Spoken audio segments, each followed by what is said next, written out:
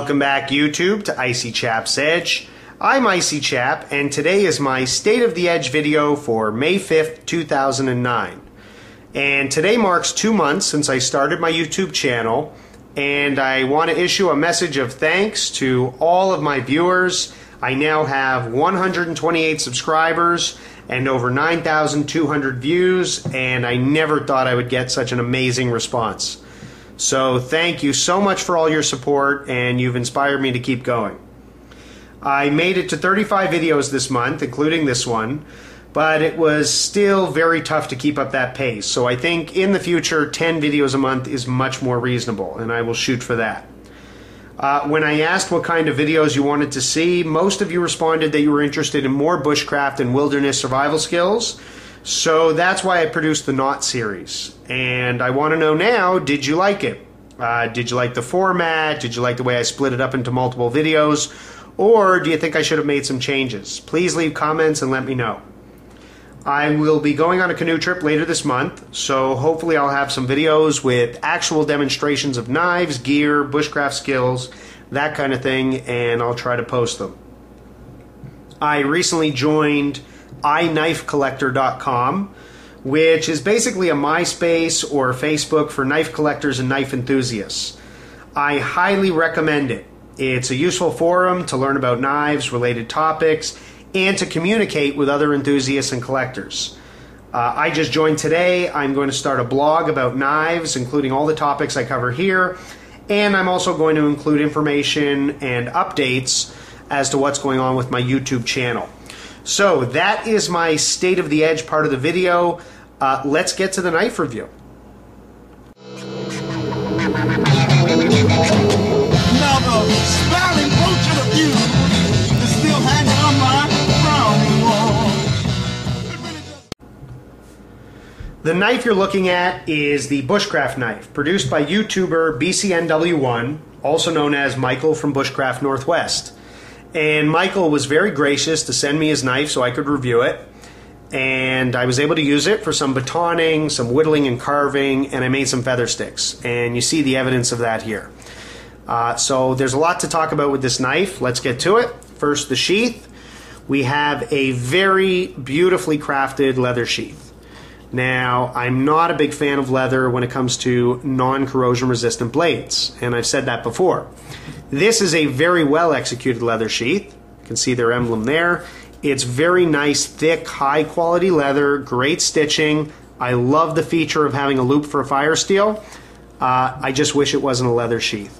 And it does have a belt loop, but that's the only way you can attach that sheath. So, beautiful sheath. Unfortunately, it's leather. Looking at the knife itself, we have a very, very high quality fit and finish. This is a beautifully crafted knife, and that is apparent right away. It's just a very well made knife. High marks there. I love the blade design. It's a short blade, it's less than 4 inches, but we want a bushcraft knife to be very nimble and light in hand. In addition, we have a Scandi grind. Now the Scandi grind means that there is a single bevel and one angle towards the edge. And that is effective for putting a razor sharp edge on a knife because there's no relief bevel to change the angle. In addition, it also keeps a lot of steel behind that edge. So we know that the knife will be robust and be able to absorb the shock from batoning. We can see it's got a nice thick spine almost all the way through the tip. The tip is very strong, and this knife batoned very, very well. This Scandi grind also gives it like a wedge shape, and the knife acts like a chisel. The handle scales are very thick and robust, and the knife feels great in hand, and it's definitely weight rearward, which is very important for a bushcraft knife also. Like I said, we want the blade to feel light, and one way to do that is to put most of the weight in the handle. One hit against the knife, unfortunately, because these are natural wood, they should have some kind of texturing or contouring. Otherwise, if this knife gets wet, it's going to be slippery. And if that happens, I'm worried that my fingers could run over that blade because there's no guard. I don't think a bushcraft knife needs to have a guard, but I think the handle has to have some kind of texturing or maybe some jimping on the spine just to give me a little bit more positive control. One real high point of the handle is this thumb groove, which has been carved into both the right and left side, which is basically perfect for bushcraft. The grip that I'm going to be using most often is this side grip, which allows me to have excellent control for fine cutting tasks, whether they be whittling, making feather sticks, or notching wood. And having those thumb ramps carved in is an excellent feature. I'll just point out there, you can see obviously some water or moisture got on the spine, and you can see it already pitted that spine a little bit. But I think that could be worked out very easily. But one more reason why you don't want to have a leather sheath on a non-corrosion resistant steel. The 01 steel in this blade is extremely tough stuff, but also amazing when it comes to edge retention. 01 steel is just terrific stuff. And after using this knife for some of the tasks, I can tell you the edge is just as sharp now as it was when I first opened the knife. So, great steel, beautifully executed. Wish it had some more texturing on the handle. Let me just show you some of the tasks I used it for. I batoned and was able to split these two sticks from one stick, and that was easy because of the wedge shape. Making feather sticks was very easy because the blade is so sharp, and you can see, I don't know how well it shows up on camera, but I was able to make some very, very fine curls. I'll show you on this stick as well. Very easy to make feather sticks, and those will take a spark very, very well if you have a fire steel. Also, these shavings, I don't know how well you can tell, but some of these are very, very fine, and again, will take a spark very well. So great tinder, very easily made with this bushcraft knife.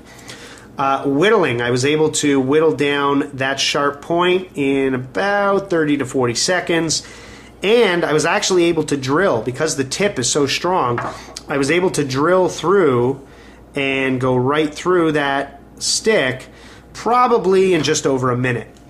And that has some wilderness applications as well. Maybe I'll show that in a future video. But as far as actual use of the knife, it performed amazingly well. And that's a testament to how well it was designed and how well it was executed.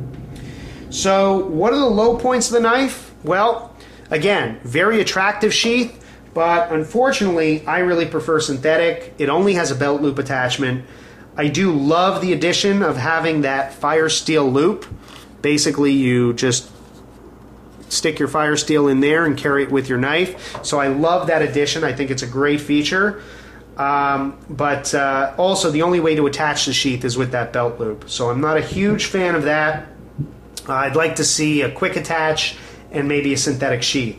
Also, the only other hit against the knife is really in the handle scales. The natural wood is beautiful, but I'd like to see some additional contouring or maybe some texturing just to give me some better grip. And one addition I would make to the knife would be to add a little bit of jimping to the spine. I think just a little bit of jimping there would not weaken the knife, but give me yet another surface for bushcraft. So that also would make a fine addition.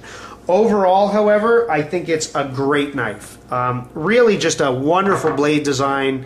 I was not a fan of that Scandi design before, but now I actually think that the Scandi grind is just a great grind for bushcraft.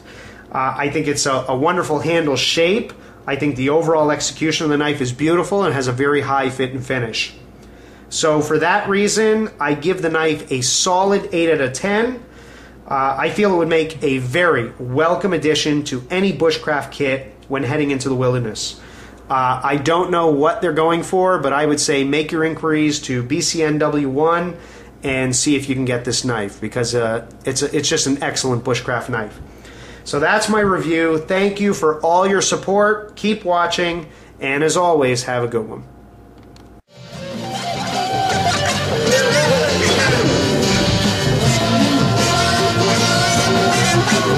On that.